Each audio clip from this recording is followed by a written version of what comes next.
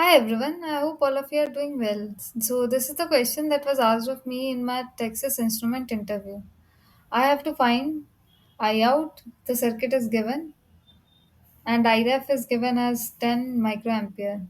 Let's name these transistor M1. So, we can see that these are current mirrors only. VGS is connected and the M1 is in diode connected state. So the current would be copied according to the width ratio. So the current that will be copied by M1 to M2 is half because V2 is half V1.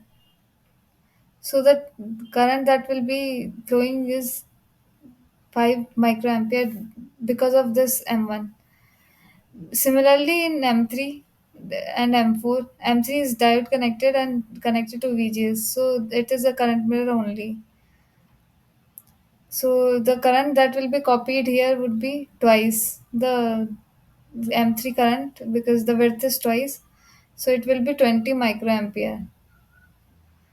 Now this is a series and the both current can't be unequal. So what will happen is that saturation is the maximum current that will the transistor can take. So M4 should come down to 5 microampere and behave in linear region.